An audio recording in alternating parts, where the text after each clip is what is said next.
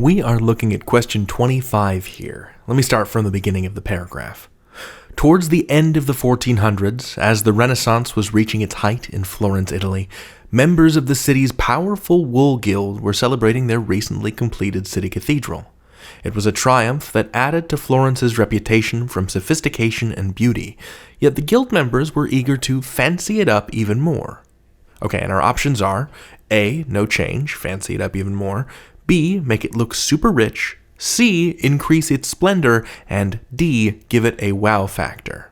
So from those choices, I can tell this is a question about formal and casual language. Sometimes there's a prompt, like choose the word or phrase that best maintains the style and tone of the passage, and sometimes, as with question 25 here, there's no prompt, and it's just a series of options. You're not looking to correct grammar or punctuation errors here. The key is to match the tone. And the fastest way to do that is to suss out whether or not the passage is formal or casual. Does the author use slang or informal expressions, or is it closer to being professional or technical?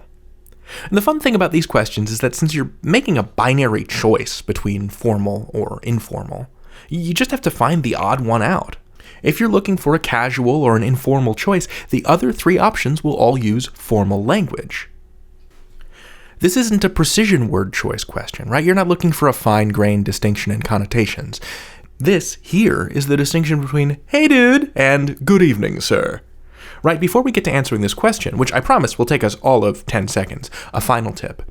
If you're unfamiliar with a choice, it's likely to be formal.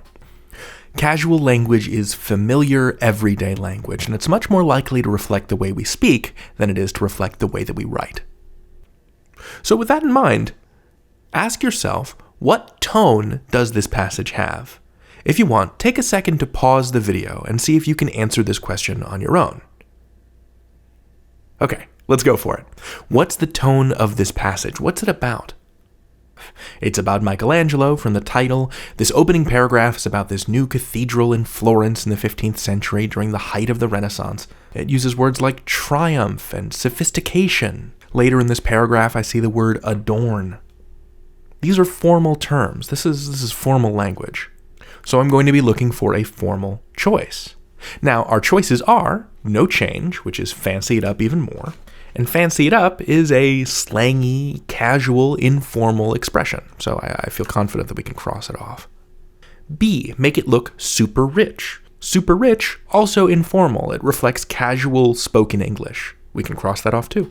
Choice C, increase its splendor. That's not informal, that's not casual. This is almost certainly our answer.